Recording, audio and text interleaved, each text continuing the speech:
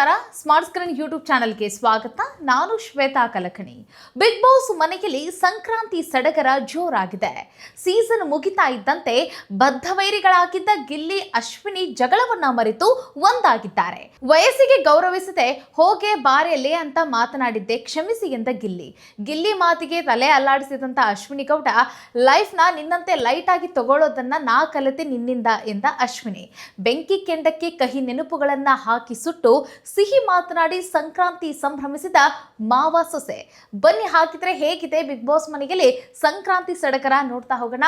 ವಿಡಿಯೋನ ಅಂತ್ಯದವರೆಗೂ ನೋಡಿ. ವಿಡಿಯೋ ಇಷ್ಟ ಆಗಿದ್ರೆ ಲೈಕ್, ಶೇರ್, ಕಾಮೆಂಟ್, ಸಬ್ಸ್ಕ್ರೈಬ್ ಮಾಡೋದನ್ನ ಮರಿಬೇಡಿ. ಬಿಗ್ ಬಾಸ್ ಮನೆಯಲ್ಲಿ ಗಿಲ್ಲಿ ಅಶ್ವಿನಿ ಗೌಡ ಇವರಿಬ್ಬರೇ ಘರ್ಜಿಸ್ತಾ ಇರೋದನ್ನ ನಾವು ನೋಡಿದ್ದೀವಿ.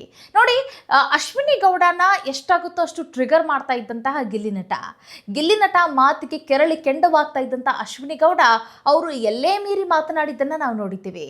ಅವ್ರಿಗೆ ಸಿಟ್ಟು, ಕೋಪ, ತಾಪ ನೆತ್ತಿಗೇರ್ಬಿಡ್ತು ಅಂತ ಅನ್ಕೊಳ್ಳಿ. ಅವರು ನಾಲಿಗೆ ಮತ್ತು ಬ್ರೈನ್ಗೆ ಎರಡಕ್ಕೂ ಲಿಂಕ್ ಇಲ್ದೋ ರೀತಿಯಾಗಿ ಮಾತಾಡ್ತಿದ್ರು. ಏನು ಮಾತಾಡ್ತಾ ಇದ್ದೀನಿ ಅನ್ನೋದು ಕೂಡ ಗೊತ್ತಾಗ್ತಿರ್ಲಿಲ್ಲ.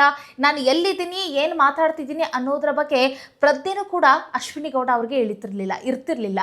ಬಿಕಾಸ್ ಏನಂತಂದ್ರೆ ಕೆಲವೊಂದಿಷ್ಟು ಪದಗಳನ್ನು ಬಳಸಿದ್ದಾರೆ. ಅವರು ಕಂತ್ರಿ ಅಂತ ಹೇಳಿ ಬಳಸಿದ್ದಾರೆ, ಸ್ಟುಪಿಡ್ ಅಂತ ಬಳಸಿದ್ದಾರೆ, ಎಸ್ ಕ್ಯಾಟಗರಿ ಅಂತ ಹೇಳಿ ಬಳಸಿದ್ದಾರೆ. ಹೀಗೆ ತುಂಬಾ ಅಂದ್ರೆ ತುಂಬಾ ಕೆಟ್ಟ ಪದಗಳನ್ನು ಅಶ್ವಿನಿ ಗೌಡ ಅವರು ಬಿಗ್ ಬಾಸ್ ಮನೆಯಲ್ಲಿ ಬಳಸಿದ್ದನ್ನು ನಾವು ನೋಡಿದ್ದೀವಿ. ಮತ್ತೆ ಅನಾವಶ್ಯಕವಾಗಿರುವಂಥ ಜಗಳಕ್ಕೆಲ್ಲ ತಲೆ ಹಾಕಿ ಅಲ್ಲೊಂದು ಫುಟೇಜ್ ತಗೊಳ್ತಾ ಇರೋದನ್ನು ಕೂಡ ನಾವು ನೋಡಿದ್ದೀವಿ. ಅಷ್ಟೇ ಅಲ್ಲ, ಎಷ್ಟಾಗುತ್ತೋ ಅಷ್ಟು ಗಿಲ್ಲಿನ ಕೆರಳ್ತಾ ಇದ್ದಿದ್ದಂಥ ಅಶ್ವಿನಿ ಗೌಡ ಗಿಲ್ಲಿಯ ಜೊತೆ ಜಗಳಕ್ಕೆ ಇಳಿತಾ ಇದ್ರು. ಮತ್ತೆ ಅಶ್ವಿನಿ ಗೌಡ ಮಾಡುವಂಥ ತಪ್ಪುಗಳನ್ನು ಇಲ್ಲಿ ಗಿಲ್ಲಿ ನಟ ಅವ್ರಿಗೆ ಕೌಂಟರ್ ಅಟ್ಯಾಕ್ ಮಾಡೋದು, ಮತ್ತೆ ಅವ್ರಿಗೆ ಒಂದು ರೀತಿ ತಿರುಗೇಟನ್ನು ಕೊಡುವಂಥ ರೀತಿ ಏನಿದೆಯಲ್ಲ, ಇವರಿಬ್ಬರ ಕಾಂಬಿನೇಷನ್ ಅನ್ನ ಜನ ಮೆಚ್ಕೊಂಡಿದ್ರು. ಇವರಿಬ್ಬರೇ ಮನೆಯಲ್ಲಿ ಗಲಾಟೆ ಮಾಡ್ತಾ ಇದ್ರು. ಮತ್ತೆ ಇವರಿಂದನೇ ಏನಾದ್ರೂ ಸೌಂಡ್ ಆಗಬೇಕು, ಸದ್ದು ಸುದ್ದಿ ಆಗಬೇಕು ಅಂತಂದ್ರೆ, ಒಂದು ಪ್ರೋಮೋದಲ್ಲಿ ಹೈಪ್ ಕ್ರಿಯೇಟ್ ಆಗಬೇಕು ಅಂತಂದ್ರೆ ಇವರಿಬ್ಬರೇ ಆಗ್ತಾ ಇದ್ರು. ಅಶ್ವಿನಿ ಗೌಡ ಬೇರೆಯವ್ರ ಜೊತೆ ಹೋಗಿ ಖ್ಯಾತೆ ತೆಗೆದು ಜಗಳ ಆಡ್ತಾ ಇದ್ರು ಸಹಿತ ಅಲ್ಲಿ ಗಿಲ್ಲಿ ಎಂಟ್ರಿ ಆಗ್ತಾ ಇದ್ರು. ರಕ್ಷಿತಾ ಶೆಟ್ಟಿ ವಿಚಾರದಲ್ಲೂ ಕೂಡ ಆ ಗಲ್ ಗೆಜ್ಜೆ ಸದ್ದು ಆ ಒಂದು ವಿಷಯದಲ್ಲೂ ಕೂಡ ಅಲ್ಲಿ ಗಿಲ್ಲಿ ನಟ ಎಂಟ್ರಿ ಕೊಟ್ಟು ಇವರಿಬ್ಬರಿಗೆ ಅಂತಂದ್ರೆ ಜಾನ್ವಿ ಮತ್ತೆ ಅಶ್ವಿನಿ ಗೌಡ ಇವರಿಬ್ಬರಿಗೂ ಕೂಡ ಕೌಂಟರ್ ಕೊಡ್ತಾ ಇರೋದನ್ನ ನೋಡಿ ಸುದೀಪ್ ಅವ್ರ ಕಡೆಯಿಂದ ಕಿಚ್ಚನ ಚಪ್ಪಾಳೆಯನ್ನು ಕೂಡ ಪಡೆದಿರೋದನ್ನ ನೀವು ನೋಡಿದ್ದೀರಿ. ಸೊ ಒಟ್ಟಿನಲ್ಲಿ ಇವರಿಬ್ಬರ ಕಾಂಬಿನೇಷನ್ ಬಿಗ್ ಬಾಸ್ ಮನೆಯಲ್ಲಿ ಹೇಗಿತ್ತು ಅಂತಂದ್ರೆ ಟಾಮ್ ಅಂಡ್ ಜೆರಿ ಆಗಿತ್ತು. ಕೆಲವೊಮ್ಮೆ ಇವರಿಬ್ರು ಜಗಳಕ್ಕೆ ಇಳಿದ್ಬಿಟ್ರೆ ಕೇಳೋಕ್ಕೆ ಆಗ್ತಿರ್ಲಿಲ್ಲ, ನೋಡೋಕ್ಕೂ ಕೂಡ ಆಗ್ತಿರ್ಲಿಲ್ಲ. ಅಷ್ಟರ ಮಟ್ಟಿಗೆ ಇಬ್ಬರು ಕೇವಲವಾಗಿ ಮಾತನಾಡ್ಕೊಂಡಿದ್ದನ್ನು ಕೂಡ ನಾವು ನೋಡಿದ್ವಿ. ಸೊಂಟ ಇಲ್ದವನೇ ಮತ್ತು ಸ್ಪೈನಲ್ ಕಾರ್ಡ್ ಇಲ್ದವನೇ, ಬಿದ್ಕೊಂಡಿದ್ದೀಯಾ, ಎದ್ದಳು, ಬಿಗ್ ಬಾಸ್ ಮನೆಯಿಂದ ಎದ್ದು ಹೊರಗೋಗು ಅಂತ ಹೇಳಿ ಅಶ್ವಿನಿ ಗೌಡ ಗಿಲ್ಲಿಗೆ ಬೈದಿದ್ದನ್ನು ನಾವು ನೋಡಿದ್ದೀವಿ. ಅಶ್ವಿನಿ ಗೌಡಗೆ ಗಿಲ್ಲಿ ನಟ ನೀನು ಉಚ್ಚೆ, ಹಾಗೆ ಹೀಗೆ ಕೆಲವೊಂದಿಷ್ಟು ಪದಗಳನ್ನು ಬಳಸಿದ್ದನ್ನು ನೋಡ್ತೀವಿ. ಅದರ ಜೊತೆಗೆ ವಯಸ್ಸಿಗೆ ಮೀರಿ ಅವರು ಹೋಗಲೇ ಬಾರಲೆ ಅಂತ ಅಂದಿರೋ ಪದಗಳನ್ನು ಕೂಡ ನಾವು ಗಮನಿಸಿದ್ದೀವಿ. ಸೊ ಒಟ್ಟಿನಲ್ಲಿ ಹೆಂಗಿತ್ತು ಅಂತಂದರೆ, ಈಗ ಇಬ್ಬರನ್ನು ಕೂಡ ಬಯೋ ಹಾಕಿಲ್ಲ. ಈಗ ಒಬ್ಬರು ತಪ್ಪು ಮಾಡಿದರೆ ನೆಕ್ಸ್ಟ್ ಇನ್ನೊಬ್ರು ಕೂಡ ಅದೇ ರೀತಿಯಾಗಿ ವರ್ತಿಸ್ತಾ ಇದ್ರು. ಅಂದರೆ ಅಶ್ವಿನಿ ಗೌಡ ಹೆಂಗೆ ಅಂತಂದರೆ, ಇನ್ನೊಬ್ಬರಿಗೆ ಅವರು ನೀನು ತಾನು ಅನ್ನೋದು ಉಂಟು, ಆದರೆ ಇನ್ನೊಬ್ರು ಯಾರಾದರೂ ಅವ್ರಿಗೆ ನೀನು ತಾನು ಅಂದ್ಬಿಟ್ರೆ ಅವ್ರಿಗೆ ಸಿಟ್ಟು ಬರ್ತಾ ಇತ್ತು. ಸೊ ಅದನ್ನೇ ಅಡ್ವಾಂಟೇಜ್ ಮಾಡ್ಕೊತಾ ಇದ್ದಿದ್ದಂಥ ಕಾವ್ಯ ಆಗಲಿ, ಮತ್ತು ಗಿಲ್ಲಿ ನಟ ಆಗಲಿ, ರಾಶಿಕಾ ಆಗಲಿ, ಎಲ್ಲರೂ ನೀನು ಹೋಗಲೇ ಬಾರಲೆ ಅಂತ ಹೇಳಿ ಮಾತಾಡಲಿಕ್ಕೆ ಶುರು ಮಾಡಿಬಿಟ್ರು. ಒಂದು ರೀತಿ ಬಿಗ್ ಬಾಸ್ ಮನೆಯಲ್ಲಿ ಅಶ್ವಿನಿ ಗೌಡಗೆ ಗೌರವನೇ ಇಲ್ದವರ ರೀತಿಯಾಗಿ ಕೂಡ ಆಗಿದ್ದನ್ನು ಕೂಡ ನಾವು ಕಂಡಿದ್ದೀವಿ. ಸೊ ಈಗ ಸಂಕ್ರಾಂತಿ ಸಡಗರದಲ್ಲಿ ಬಿಗ್ ಬಾಸ್ ಮನೆಯಲ್ಲಿರುವಂಥ ಕಂಟೆಸ್ಟೆಂಟ್ಗಳು ಈಗ ಕನ್ಫೆಷನ್ ಮಾಡ್ಕೊಳ್ತಾ ಇದ್ದಂಗೆ ಕಾಣಿಸ್ತಾ ಇದೆ. ಒಂದು ಚಟುವಟಿಕೆಯನ್ನು ಕೊಟ್ಟಿದ್ದಾರೆ. ಸಂಕ್ರಾಂತಿ ಸಡಗರ, ಸಂಕ್ರಾಂತಿ ಹಬ್ಬಕ್ಕೆ ಸಿಹಿ ತಿಂದು ಸಿಹಿ ಮಾತನಾಡಿ ಅನ್ನೋ ಈ ಒಂದು ಧ್ಯೇಯ ವಾಕ್ಯದೊಂದಿಗೆ ಇಷ್ಟು ದಿನ ಏನೇನೆಲ್ಲ ಜಗಳ ತಾಪತ್ರೆ ನಡೆದು ಹೋಗಿದ್ದೇವಲ್ಲ, ಸೊ ಅದನ್ನೆಲ್ಲವನ್ನು ಕೂಡ ನೀವು ನಿಮ್ಮ ಮನಸ್ಸಿನಿಂದ ಇವತ್ತಿಂದ ಅಳಿಸಿ ಹಾಕ್ಬಿಟ್ಟು ಅದನ್ನೆಲ್ಲ ಸುಡ್ತಾ ಇರುವಂಥ ಬೆಂಕಿಗೆ ಅದನ್ನು ಹಾಕಿ ಸುಟ್ಟು ಬಿಡಿ. ನಂತರ ಸಿಹಿಯಾದ ನೆನಪುಗಳನ್ನು ಬಿಗ್ ಬಾಸ್ ಮನೆಯಿಂದ ಎತ್ಕೊಂಡು ಹೊರಗಡೆ ಹೋಗಿ ಅನ್ನೋ ರೀತಿಯಾಗಿ ಸಿಹಿ ಮಾತುಗಳನ್ನು ಆಡ್ತಾ ಇರೋದನ್ನು ನೋಡ್ತಾ ಇದ್ದೀವಿ. ಸೊ ಹಾಗಾದರೆ ಏನೇನೆಲ್ಲ ಮಾತನಾಡ್ತಿದ್ದಾರೆ ಅನ್ನೋದನ್ನು ನೋಡ್ತಾ ಹೋಗೋಣ. ಮಾವ ಸೊಸೆ ಅಂದರೆ ಅತ್ತೆ ಮಗಳು ಅಂತ ಹೇಳಿ ಗಿಲ್ಲಿ ಅವರು ಅಶ್ವಿನಿ ಗೌಡಗೆ ಕಾಲು ಎಳೆದಿದ್ದನ್ನು ನಾವು ನೋಡಿದ್ದೀವಿ. ಹಾಗೆ ಅಶ್ವಿನಿ ಗೌಡನೂ ಕೂಡ ನಮ್ಮ ಅತ್ತೆ ಮಗ ಅಂತ ಹೇಳಿ ಕಾಲು ಎಳೆದಿದ್ದನ್ನು ನಾವು ನೋಡಿದ್ವಿ. ಇವರಿಬ್ಬರ ಕಾಂಬಿನೇಷನ್ ಒಂದು ರೀತಿ ಆಗಲೇ ಹೇಳಿದ ಹಾಗೆ ಟಾಮ್ ಅಂಡ್ ಜೆರಿ ಹಾಕಿ ಕೆಲವೊಂದಿಷ್ಟು ಜನ ತುಂಬ ಎಂಜಾಯ್ ಮಾಡಿದ್ದಾರೆ ಇವರಿಬ್ಬರ ಕಾಂಬಿನೇಷನನ್ನು. ಆಲ್ಮೋಸ್ಟ್ ನೀವು ಗಮನಿಸಿರ್ಬೋದು, ಗಿಲ್ಲಿ ನಟ ಮೂವರ ಜೊತೆಗೆ ಕಾಂಬಿನೇಷನಲ್ಲಿದ್ದರು. ಅಂದರೆ ಗಿಲ್ಲಿ ಕಾವ್ಯ, ಗಿಲ್ಲಿ ರಕ್ಷಿತಾ, ಗಿಲ್ಲಿ ಅಶ್ವಿನಿ ಗೌಡ, ಈ ಮೂವರ ಪೇರಲ್ಲಿ ನಿಮಗೆ ಯಾವ ಪೇರ್ ಇಷ್ಟ ಆಗಿತ್ತು ಅನ್ನೋದನ್ನು ಕೂಡ ಕಾಮೆಂಟ್ ಮಾಡಿ.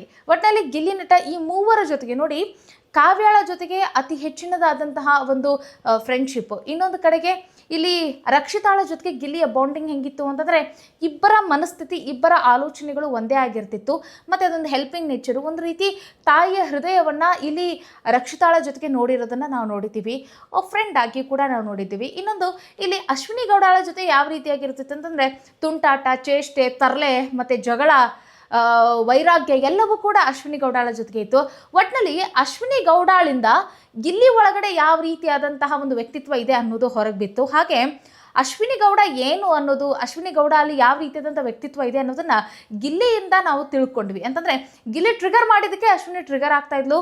ಆಗ ತಾನು ಯಾವುದೇ ರೀತಿಯಾದಂಥ ಮುಖವಾಡ ಹಾಕಿಕೊಳ್ಳದೆ ತನ್ನ ಒಳಗಡೆ ಇದನ್ನೆಲ್ಲ ಹೊರಗೆ ಹಾಕ್ತಾ ಇದ್ಲು. ಆ ರೀತಿಯಾಗಿ ಆಗ್ತಾ ಇತ್ತು. ಆಗ ನೋಡೋ ಜನರಿಗೂ ಕೂಡ ಒಂದು ರೀತಿ ಎಂಟರ್ಟೈನ್ಮೆಂಟ್ ಸಿಗ್ತಾ ಇತ್ತು, ಇವ್ರು ಹೀಗೆ ಅಂತ ಹೇಳಿ. ಸೊ ಹಾಗಾಗಿ ಇವರಿಬ್ಬರ ಬಿಗ್ ಬಾಸ್ ಮನೆಯ ಜರ್ನಿಯಿಂದಾಗಿ ಈ ಬಾರಿಯ ಸೀಸನ್ ಕಂಪ್ಲೀಟ್ ಆತಂದ್ರೂ ಕೂಡ ತಪ್ಪಿಲ್ಲ.